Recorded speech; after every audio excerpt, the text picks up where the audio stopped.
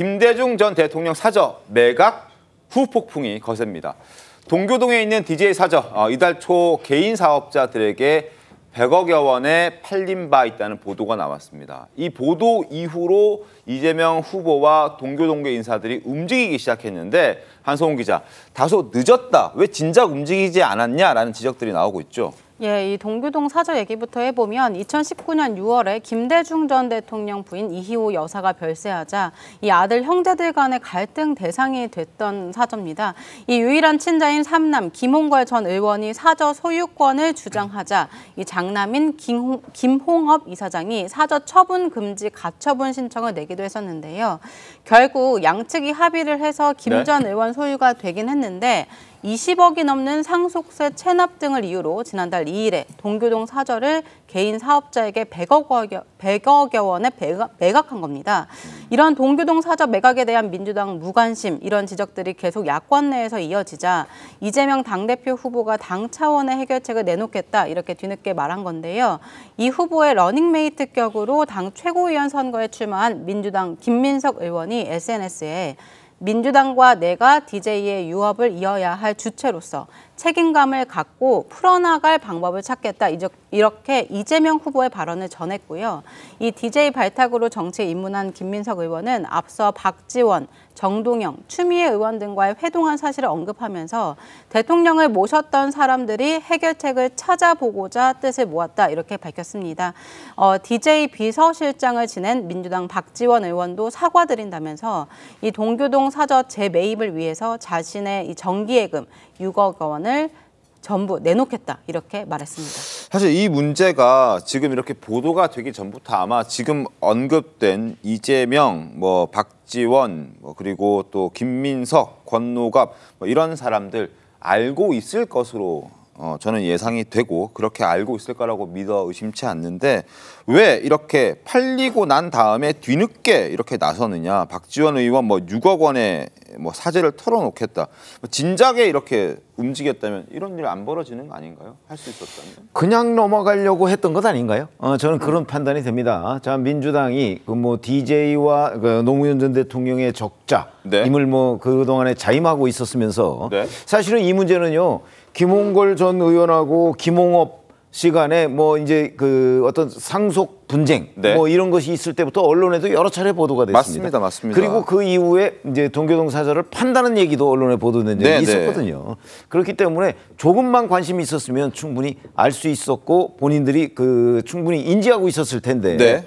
지금 와서 이제 팔리고 났고 네. 그다음에 이 문제를 새로운 미래, 이제 이낙연 전 대표가 있던 그 새로운 미래에서 문제 제기를 하고 기자회견을 하고 그러니까 이거 우리가 여기서 가만히 있어서는 안 되겠다 그래서 뒤늦게 지금 나서고 있는 거죠. 네. 충분히 알 수 있었던 대목이고 그런데 왜 이렇게 뒤늦게 호들갑을 떠느냐 아마 그런 지적을 피할 수가 없을 것으로 보이고요. 네. 과연 가능할지. 왜냐하면 이미 100억 원에 팔렸습니다. 그러면 이제 여러 가지의 법적인 문제가 있죠. 네. 그래서 가능할지 그건 좀 지켜봐야 될 대목입니다. 알겠습니다. 가능할지 당 차원에서 어떻게 세금을 대신 내주겠다는 건지 무슨 얘기를 하는 건지 사실 조금 갸우뚱하는 부분들이 아니 그 단계를 이미 뛰어넘었죠. 이미 팔았으니까 다시 사야 되는 거죠. 다시 사야 되거든요. 그 사람한테. 알겠습니다. 자, 전병헌 새로운 미래 대표가 지금 이러한 비판을 지적하는데 선봉에 나서고 있습니다. 목소리 한번 들어보시죠. 김대중 대통령 사저는 역사적인 민주화의 터전이고 상징이지 않습니까? 네. 이게 커피 가게로 이게 전락하게 돼 있는 이런 현실에 대해서 민주당은 사실 관심이 별로 없는 것 같습니다. 민주당에 좀 기대를 걸었는데 일주일 내내 아무런 이 한 줄의 논평조차 없는 걸 보고 이미 저는 약간 비위가 상했던 것이 8월 18일 날 김대중 대통령 서거 15주기에 그 전당대회를 잡아놓은 것 자체가 또 민주당이 대출한 최고의 대통령에 대해서 전혀 안중이 없구나. 오로지가 있겠습니까? 오로지. 자, 이런 문제들이 벌어지고 있습니다.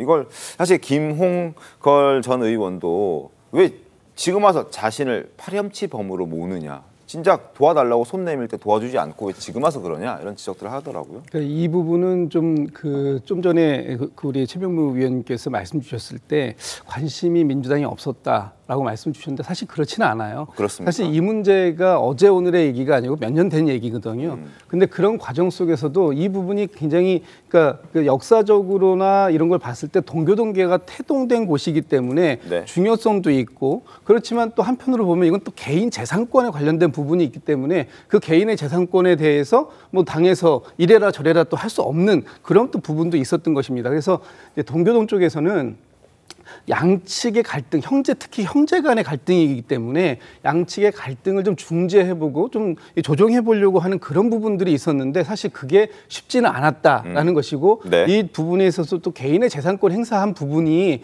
사실 본인이 밝히지 않는 이상 그걸 알 수 있는 방법도 없어요. 그러다가 이번에 이제 그 최근에여서야 네. 이게 이제 매각이 됐다는 사실을 알고 네. 이제 이렇게 당에서 이제 대책을 좀 세우기로 한 것인데 사실 이 부분에 대해서 이희호 여사가 2019년도에 이제 돌아가시기 직전에 네. 유지를 남기신 게 있어요. 사실 이 사저 부분은 개인적인 매각이라든지 이런 부분보다는 네. 이 부분에 대해서는 김대중 기념관으로 좀 만들어 달라, 네. 또 해달라 그런 부분이 있었고 그렇게 하는 과정 속에서 혹시라도 어떤 그 보상금 같은 게 나온다면 그 부분에 대해서 3분의 1은 김대중 기념사업회에 기부하고 네. 나머지 3분의 1을 가지고 삼형제지 않습니까? 물론 네. 이제 그 첫째 장남인 김홍일 의원은 돌아가셨지만 네.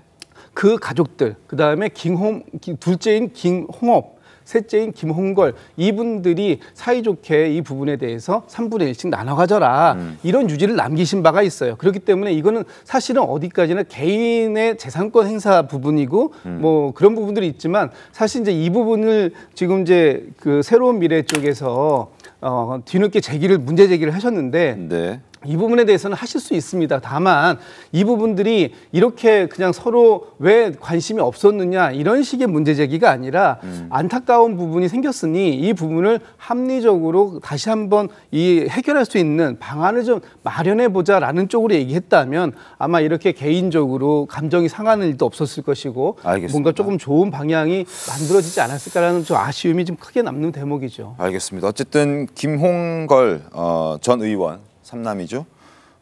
입장을 좀 말씀드리면 한겨레 보도에 이렇게 나와 있습니다.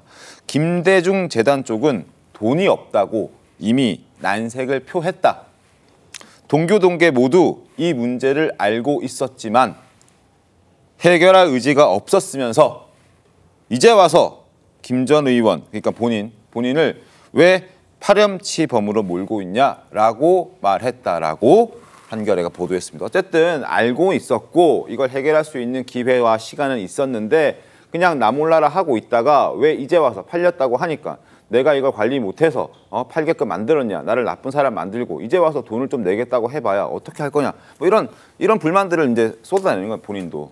일단 결과적으로는 이러한 지경까지 이르게 만든 데까지 있어서 민주당이 좀 국민들께 송구하다는 말씀을 좀 드려야 될 것 같아요. 네. 그런데 이제 우리 김진욱 대변인께서 말씀하셨지만 어떤 개인의 사유재산과 관련된 문제이기 때문에 사실 내밀한 또 다른 비하인드 스토리가 있는 건 분명한 것 같습니다. 네. 이 동교동대원은 그러니까 쉽게 말해서 김대중 평화재단 이사장이 권노갑 고문입니다. 그래서 이분들과 문희상 국회 전 의장이 나름대로 어떤 김홍걸 전 의원에게 어떤 걸 제안을 했던 걸로 알고 있어요. 하지만 그게 김홍걸 의원과의 의견 타결이 좀 제대로 되지 않았던 부분이 분명히 있는 것 같고요. 네. 그럼에도 불구하고 이제 민주당으로서는 그래서 또 김대중 대통령을 모셔왔던 어떤 스태프들로서는 이 부분에 있어서 우리가 해결을 해야겠다라고 해서 모여서 여러 가지 아이디어를 낸 거죠. 그래서 뭐 모금을 하자라든지 여러 가지 의견을 제시했는데 여기에 있어서 어쨌든 박지원 의원이 아니 우리가 먼저 잘못을 했으니까 우리가 먼저 뭔가를 내놓고 희생하는 모습을 보였을 때 그리고 나서 도움을 요청을 하는 것이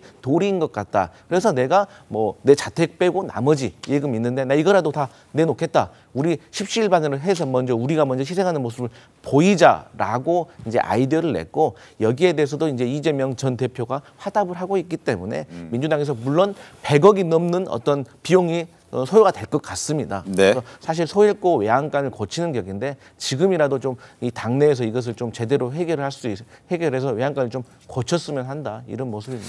알겠습니다. 뭐 이미 팔린 건물이기 때문에 다시 살 수 있을지, 그리고 산다면 어떤 돈으로 사게 될지, 실제 박지원 의원이 얘기하고 있는 자신의 예금 6억 원이 쓰이게 될지 뭐 이런 부분들 한번 지켜보도록 하겠습니다.